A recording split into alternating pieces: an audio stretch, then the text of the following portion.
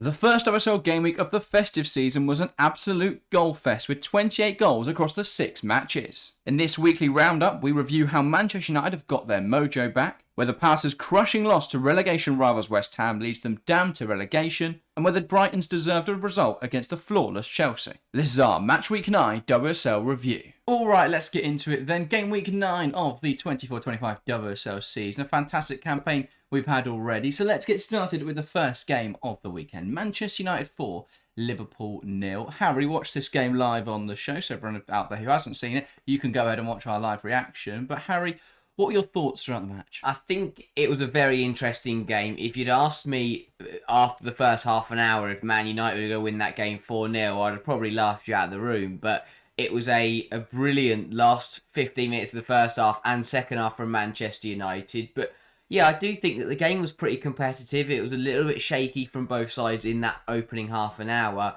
But once Man United took that quick fire double, they took control. In the second half, they limited Liverpool to only a couple shots. They were dominated more of the possession. It was a really, really good performance from United. They did really well just to control that second half and go on to win the game in very comfortable fashion. And it's very rare that at the moment, we see, yes, it was a clean sheet from Man United, but to find 4 goals at the other end was, I think, a big positive, and they'll be happy with that. It was probably one of their best performances of the season, and having only taken 1 win from their last 5 before it, I think it's a very big win for United. Yeah, I think their attack has been the biggest cause for concern this season. They've been defensively solid. They've kept clean sheets in all but 3 matches this season, which has been a really strong record. 6 clean sheets. I believe it's the most in the league. I think perhaps joint with Chelsea. But yeah, both sides have. United have been fantastic defensively. A lot of their issues been attacking areas. And I think we'll do a bigger, more analytical piece on Wednesday looking at how they were able to break down Liverpool. But what you can say from the surface is that United were much more clinical in attacking areas, much more aggressive with the pressing. I think that won them the ball so much more often than they were able to use that. I thought Dominic Janssen, fantastic performance. And I think that's a real game changer because she's always been quite good defensively. She's a centre-back, of course. Playing defensive midfield, though, you do need to have a bit more of that range of passing, which I thought, obviously, she's got from playing centre-back, but we saw that in this game. I thought we saw a little bit more of her attacking side, obviously, with a goal and assist. Getting involved in contributions, creating opportunities for her teammates. I think that's exactly what they needed from their defensive midfielder. And alongside Miyazawa, who didn't have the most lively of games, but I think went about her business quite comfortably, quite quietly, though. I thought they played really well together. I thought that Clinton was her usual best, really. She had that opportunity. I think a lot of people will look at the game and say, well, Clinton didn't score or assist, so where was she? But I think she did have that shot that probably should have gone in. I think the goalkeeper made a fantastic save to deny her there. And she was involved in a lot of the build-up play. So I think that the way that they changed how their midfield build-up was so much more effective. And again, we'll probably look at it more deeply in our Wednesday video. But I think using 2 more 8s, I think you can term them, rather than a double pivot, seems so much more fruitful for them. Yeah, very much so. And because of that, it was a simple case for United. The players, played to their best.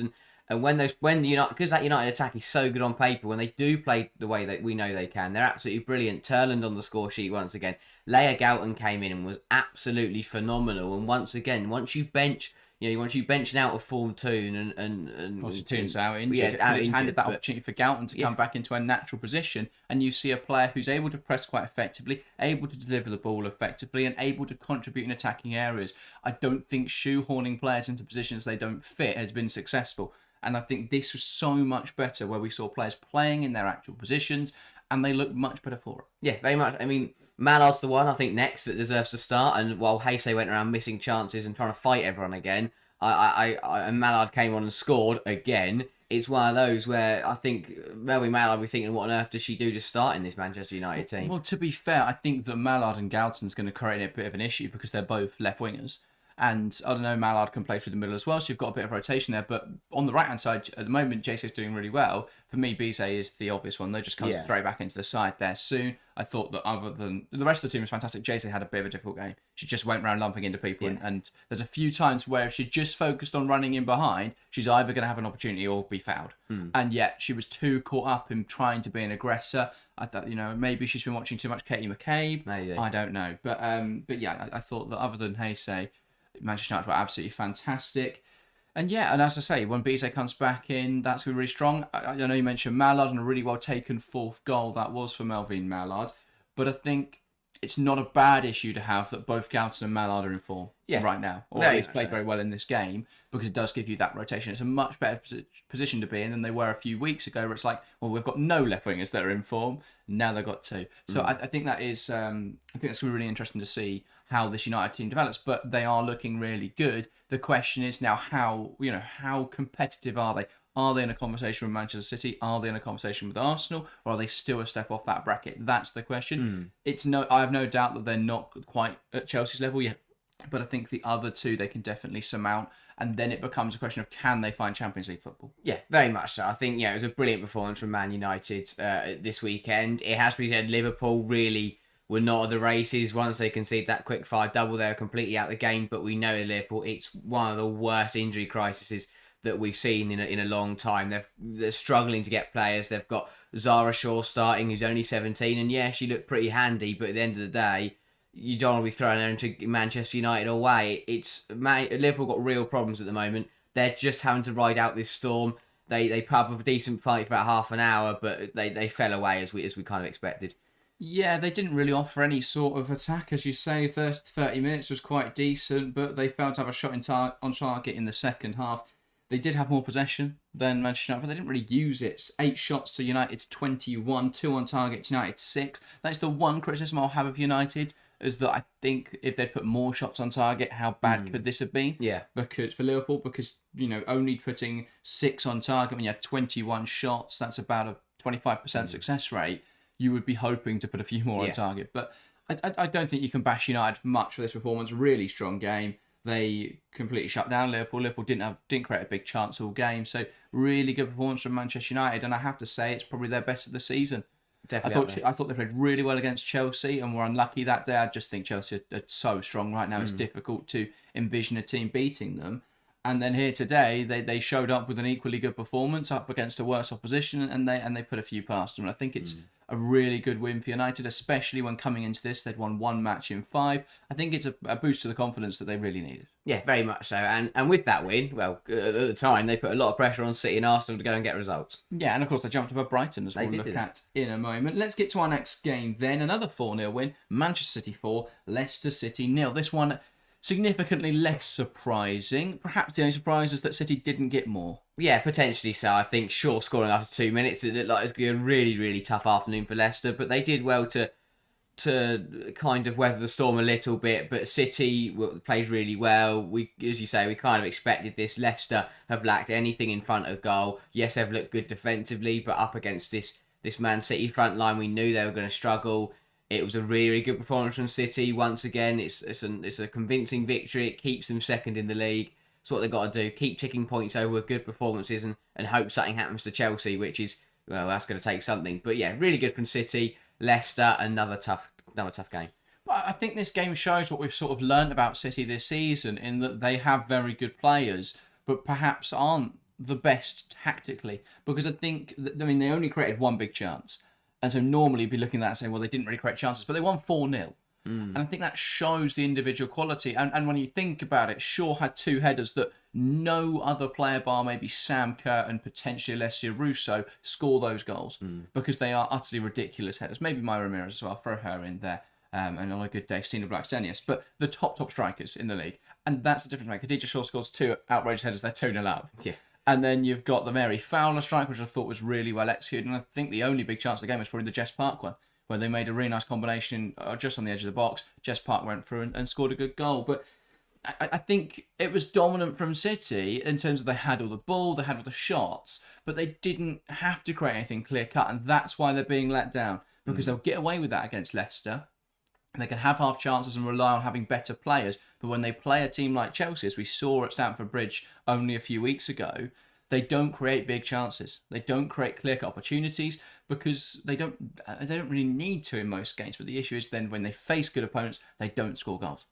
And so it's going to be interesting. I mean, Barcelona is a very different story because in that game they set up very differently. And of course they play Barcelona again in 9 days. So we're going to have a look and see how they play in that one. But Yeah, I think this game showed everyone what we already know, really. 72% of the ball for Manchester City. They are very good at holding the ball. Yeah. 19 shots to 8, 9 on target. And that's that clinicality. They take a lot of shots, but when they do take a shot, it tends to be on target. It tends to test the goalkeeper. And a lot of the time, because of the quality in player, they tend to put the ball in the back of the net. Yeah, it was the most predictable scoreline of the game week, I think, and there's no surprises with how either side played. I think Leicester, they've only shipped a few goals this season. They've done really well defensively, but and as you know, the fact that I think when Leicester look at it, the fact they limited City to one big chance isn't too bad at all. But it's just that front line for Leicester. They have nothing in their attack at the moment with no Rantala and no Mouchon.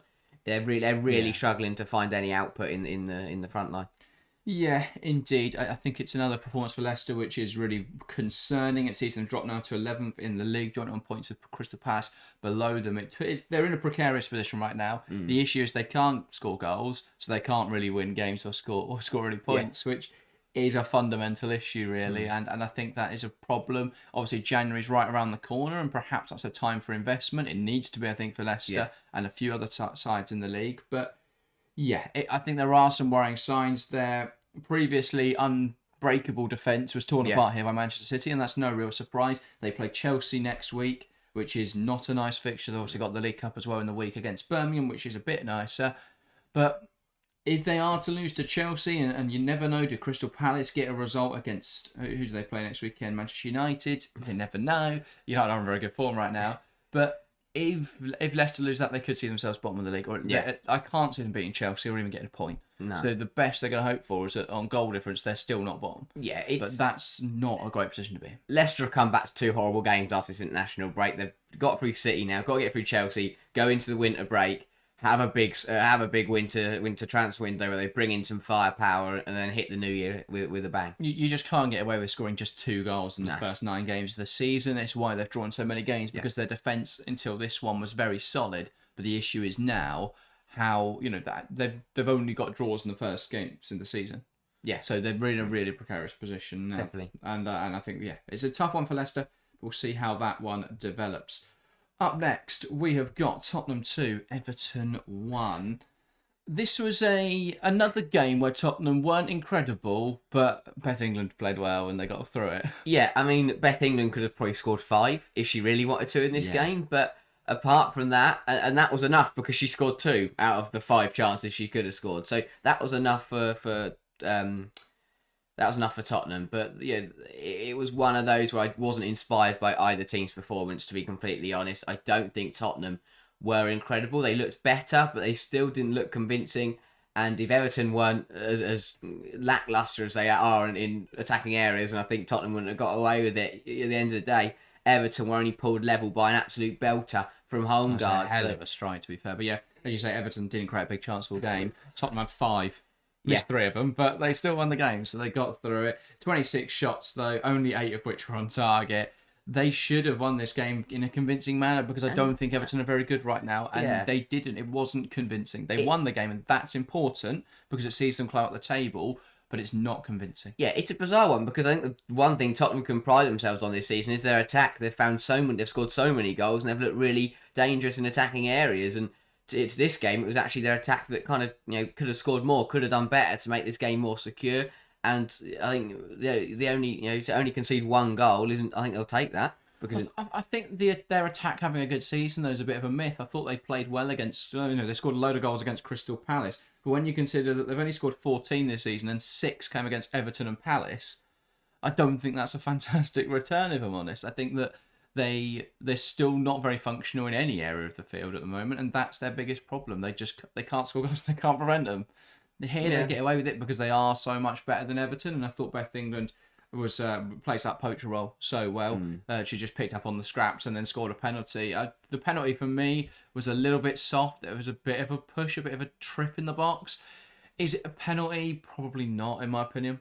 I mean, I'd need to watch it back a few times. I only saw it on the highlights package, which just sort of cut away from it really quickly. But yeah, I thought it was a bit of a soft one. Regardless, Tottenham got the win over the line. It's 3 points. It sees them climb above Liverpool, which just shows you how ridiculous the table can be at times. Because I think that is just not true. Yeah. That shouldn't be the case, but it is, and I think that's really important for Tottenham now. They're not. You'd have to say that they're now, 5 points ahead of Crystal Palace and Leicester, 4 ahead of Aston Villa and Everton, only 2 ahead of West Ham, granted, but you would have to say they're climbing their way out of this relegation scrap. Next weekend, of course, they've got Brighton, which is going to be a tough game. We've seen how Brighton, ran Chelsea fairly close. Yeah. What a different game that could have been if Kiko Seke had scored on when it was 3-2. But yeah, I think a win for Tottenham, but not a convincing one. Yeah, I think Tottenham have done well to win the game, but I think Everton will be disappointed to lose the game to that kind of penalty, and they can't complain because look at the Merseyside derby. But I think that they would want to take momentum from that game against Liverpool and try and build on it. If they could have got a result against a poor Tottenham side and pushed themselves further away from the drop. They're only a point now ahead of Crystal Palace and Leicester behind them, so they're under a bit of pressure. Everton. That huge win, the Merseyside derby. I think they would like to get something from this game. Yeah, the problem with trying to take momentum from a game where you played terribly is that I know obviously you can go, well, we got the big result, G yourselves up for the next game, but there's no good performance to latch off of unless, of course, the referee would happen to get Everton 2 weeks in a row, in which case you may be all right. But yeah, I just don't think Everton are good enough at this level. They don't really know how to score goals unless it's Sarah Holmgard scoring screamers or Snoice from 12 yards. Yeah. So yeah, it's been a tough season for Everton. Another loss against a Tottenham side who aren't very good at the moment. Yeah. I think they'll be frustrated by that. And let's move on then to our third 4-0 of the day and our final 4-0. I regret to inform you, it's Arsenal 4, Aston Villa 0. This was a good performance from Arsenal, but I think it was helped by a really poor one from Aston Villa. Yeah, very much. So Arsenal are in really good form. They're very high spirits, and it was another really good game. Russo find the back of the net twice again. Beth Mead's back on the score sheet, and a really well-rounded performance. They did well to take their chances, but those chances were absolutely handed to them by a catalogue of errors, of poor play from Aston Villa, and it'll be a very, very frustrating one. This was the first game. I think this is one of the first games this season where I look at Aston Villa, and I just think that today the performance wasn't there, and the result was poor as well. Usually for Villa, what we've said this season is that they've played decently, haven't got the result. That's why they're down there at the bottom of the table. This game, though, was just poor. Really, really poor. They handed goals to Arsenal. I mean, Thomas trying to drive it our own penalty area in the last minute, and Russo just takes it off her and scores. Yeah. The Russo header was way too easy for the first goal. Just too easy from Villa. They let Arsenal come onto them. They let Arsenal kind of control the game, win the ball back in high areas, and Arsenal are going to punish because they've got some very, very good players. So Villa got it horribly wrong. Arsenal took advantage, and another really good result under Slagers. Yeah, and I don't like to bash goalkeeping performances too much because I think a lot of people will just blame the goalkeeper rightfully or wrongfully. But I think in this case, D'Angelo deserves some criticism because it felt like she was back at Arsenal with some of the errors she was making. She was just nowhere near some of the shots. And I think on another day, if she makes a few of the saves, you think back to the City game earlier this season where they were 1-0 up at half-time. They put up a genuinely good fight in that one. A lot of that came because D'Angelo just stopped everything City threw at her. Yeah. But in this game, I mean, the Russo header, if she just moves a bit quicker, I think she gets across to that one. I thought the second goal was savable. It's just one of those where they probably could have done better. The second goal was a right mess because the shot goes across goal. I think, maybe I'm harsh to blame D'Angelo actually for that one because, yes, she could save it and stop it hitting the post, but she's judged that as going wide. It comes off the post and Mead puts it in. But yeah, I don't take anything away from Arsenal. I thought they created their chances well. But yeah, they were helped massively by Aston Villa being poor. 17 shots for Arsenal to 7 for Villa. Villa failed to have a shot on target, all 90. Arsenal had 9. So yeah, a much more prolific attacking performance from Arsenal than what we've seen this season. Yeah, and I think Arsenal will also be very happy to limit Villa to such poor chance or lack of chances, no shots on target. That'll be a big takeaway from Arsenal. It's 4-0, it's a clean sheet, and it's a well-earned clean sheet because not only did you score loads of goals, but you stopped the opposition from having any chances to score whatsoever, and it was 7 pot shots really from Villa. But yeah, Arsenal once again building this momentum, keeping themselves just within touching, keep themselves out of United, just within touching distance of Manchester City. So they're rebuilding, they're coming back, they're getting back to their best, and they're starting to look really, really sharp. Yeah, definitely. 6 big chances created. Granted, they still managed to miss 3 of those, score 3, and then obviously they had one that wasn't a big opportunity at all. But Yeah, as I say, Arsenal, I think this is much more positive. It sees them stay third in the league. It sees them, go up. They're still only 4 points behind Manchester City, and they've still got to play City this season, so you never know. But they're definitely now in the shout for Champions League football, even if they are 9 points behind leaders Chelsea. Yeah. So very good performance. On the topic of Chelsea, let's get into their game then. Chelsea 4, Brighton 2. Is this one of Chelsea's worst performances of the season? 100%. It was I think it's a game that Bombastel and Chelsea will feel they were fortunate to win.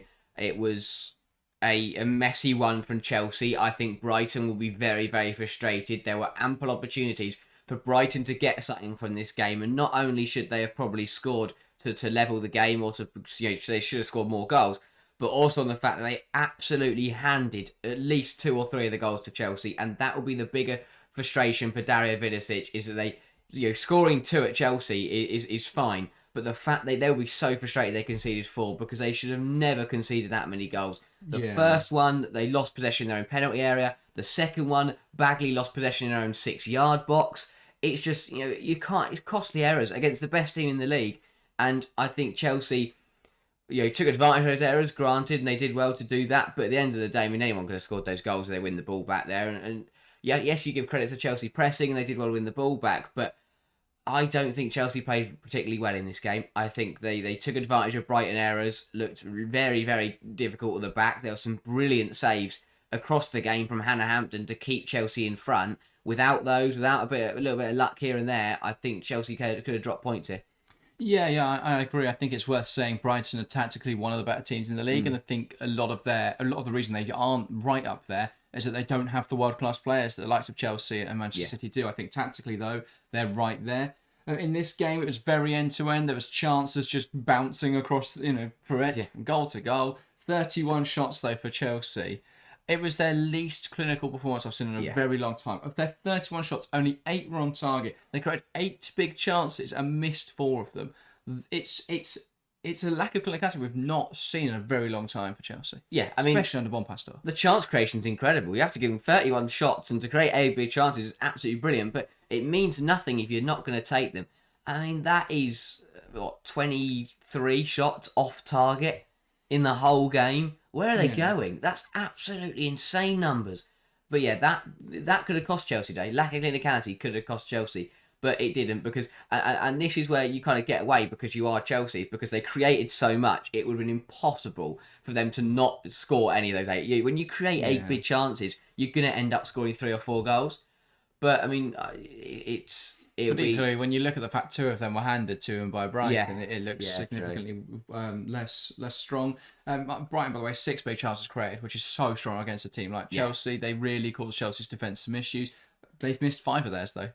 And that, for me, was the key difference. And you look at one of the goals they got, Hannah Hampton kicked into the head of Agyemang, and then they knocked it down and Nseke scored. It could have been a different game as well. We talk about game state changing moments. Kiko Seke probably should have put them 3-3. Went through on goal, and it was a good stop from Hampton. But should have probably done better with that opportunity.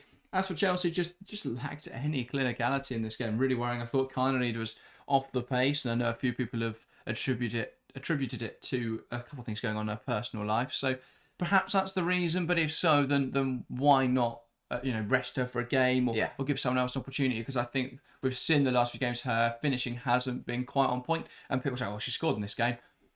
It was a goal that just hit her and went in. It wasn't really her strike. So I thought her performance in this game wasn't great. I don't think Vika Kaptein's an attacking midfielder. I don't know if that's a controversial statement. I think she's a very good pivot player, but she's not an attacking midfielder for me.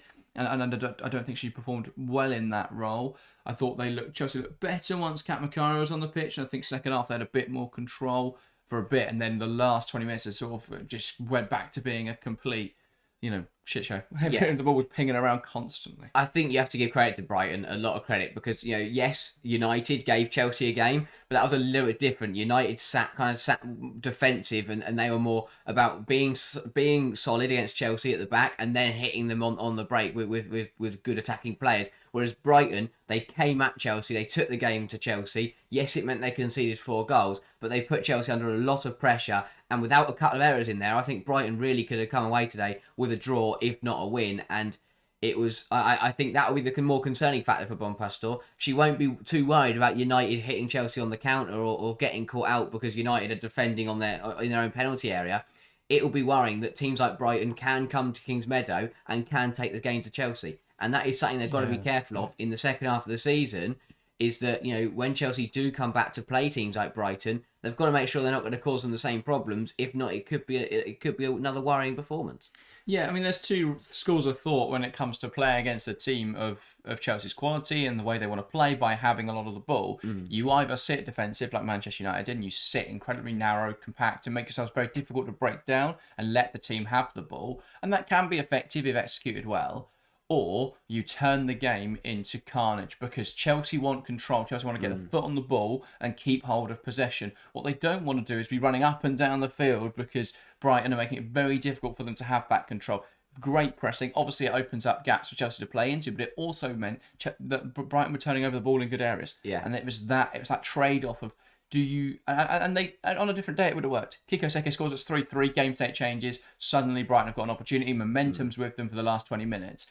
What a different game this could have been. It didn't happen that way, but on a different day it could have. And I think for that reason, Vidicic absolutely nailed the tactics in this game, despite the fact they lost 4-2. And that's why football can be a bit of a confusing game sometimes. It's a team can deserve a victory while losing 4-2. Yeah. And that's the thing. Both teams probably deserve.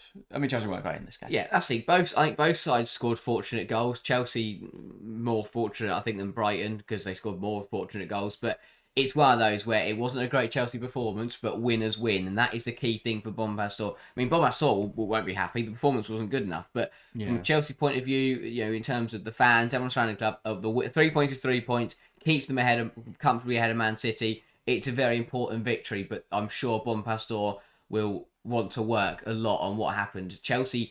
Brighton did really well. They took away that control. They turned it into a circus of a game, and it nearly paid off. And you have to, fair enough to Vidicic. And I think that, again, we know Brighton. We know they're in for a really good season at this rate.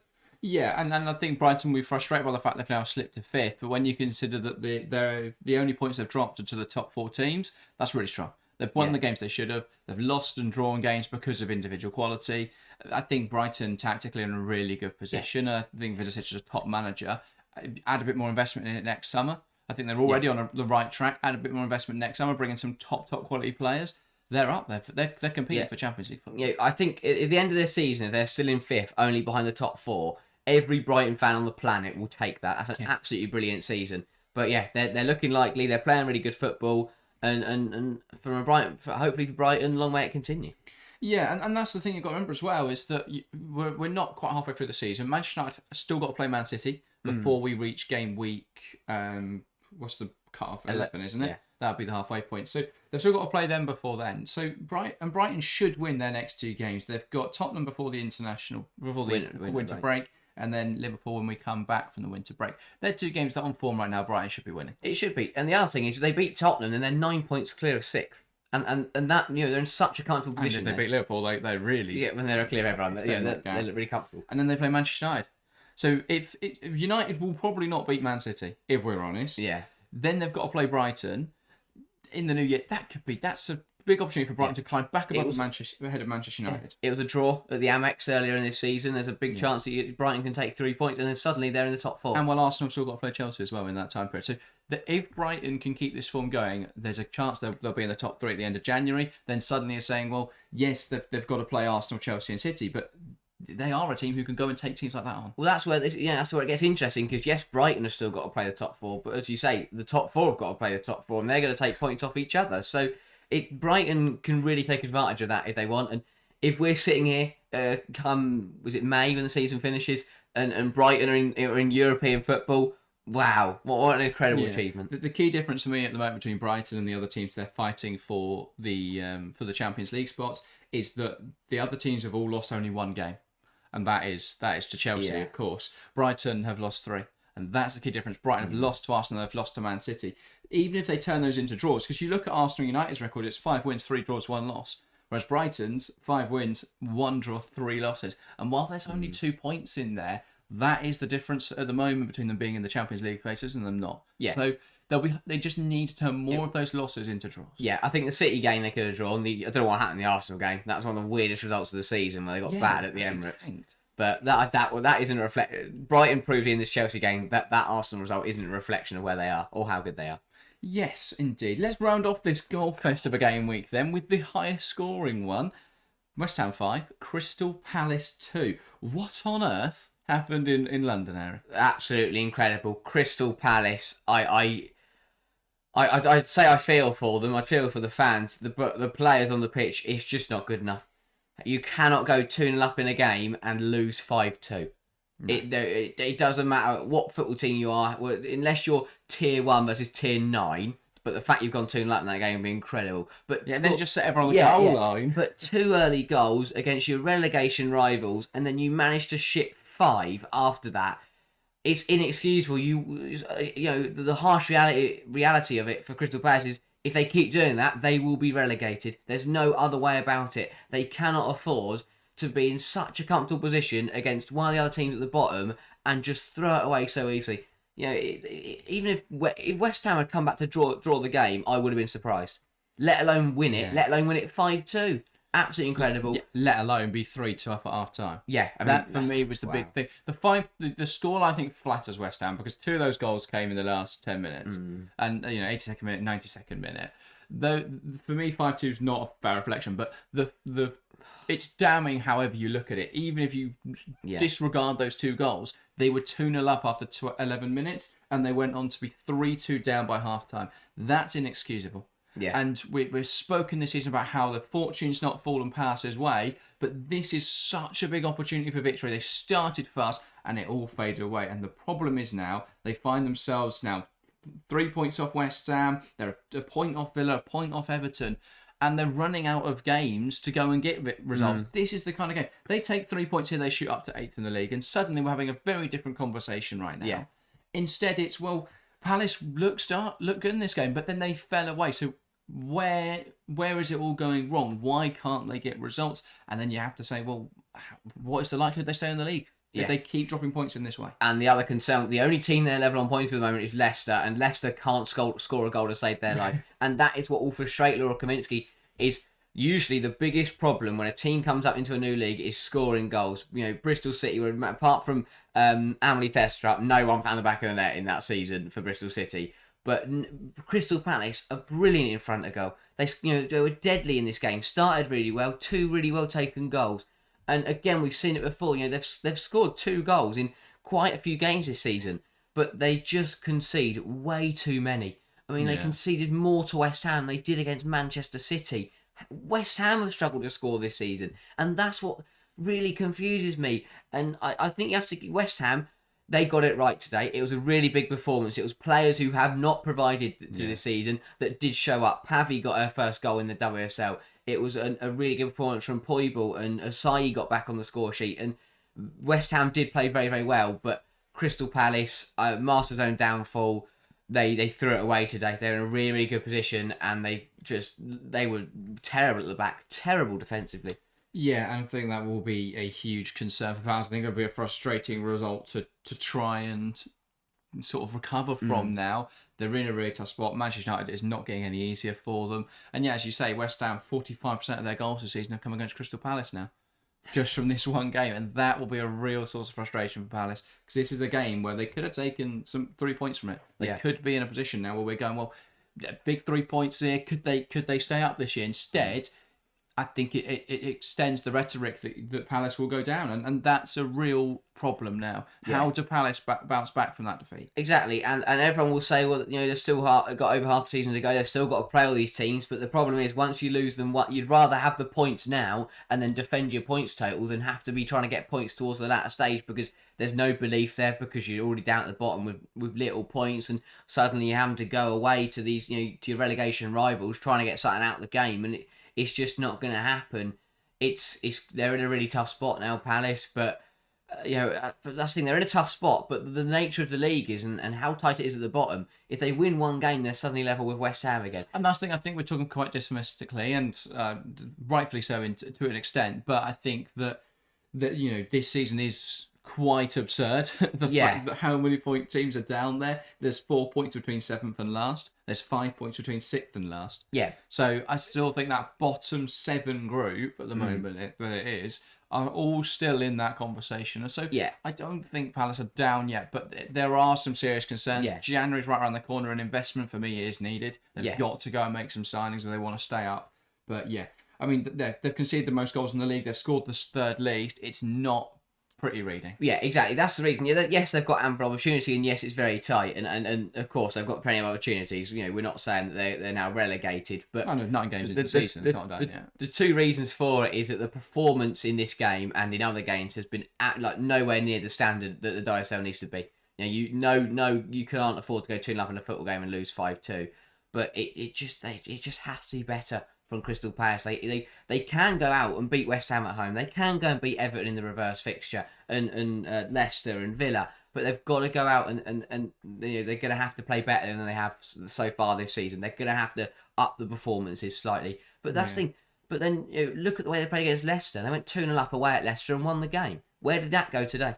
Why? It's a really. They just had to see it out, and I think that will be a real point of frustration. Yeah. They were opened up way too easily against a West Ham side who haven't been perfect this season.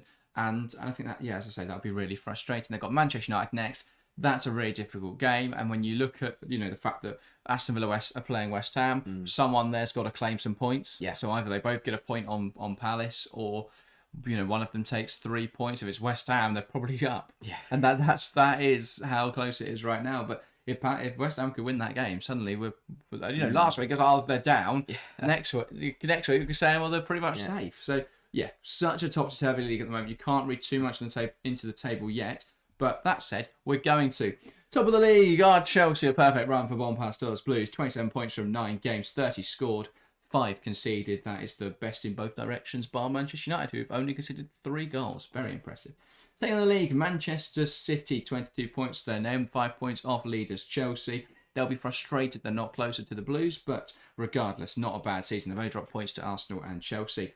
Then in third, Arsenal have now climbed back into third after Brighton's loss. 18 points for them, only 4 behind Manchester City. They'll be hoping under René Slagers they can make a title, not a title charge, but a European charge, and perhaps they'll have a new manager in the new year. We are seeing rumours coming out. I'm sure we'll be discussing that soon. Fourth in the league, Manchester United, also on 18 points, but just behind Arsenal on goal difference. Another good performance from them this weekend. In fifth, it's Brighton. A loss to Chelsea is nothing to be embarrassed about. Every other team in the league has lost to Chelsea so far this season. In sixth, it's Tottenham, 10 points. They're not in the top 5 fight at all. They're still in the relegation scrap, but a win over Everton has seen them rise above Liverpool, who are sat in 7th. Liverpool, all over the place at the moment. They just cannot get the results. They've got so many injuries, and it's a real shame that's happening. Only 9 goals scored this season, only 16 conceded though, so it's not all terrible. In 8th then, West Ham United, I believe it's their highest placing of the season after victory against Crystal Palace. A damning win there. 9th in the table, Aston Villa, 6 points to their name, joint with Everton, who are 10th. Everton, though, behind on goal difference because they can't score and they keep conceding.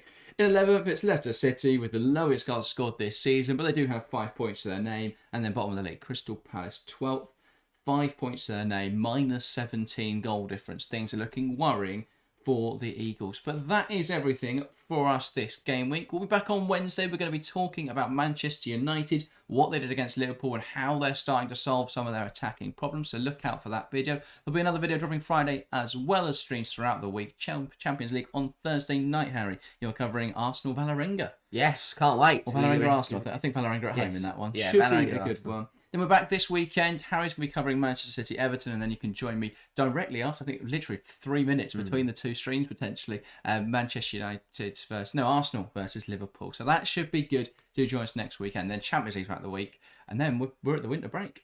Wow, very exciting. It has come around quickly. Christmas is on the horizon. Exciting times. That is everything from us today, though. Thank you guys very, very much for watching, and we'll see you next time. See ya.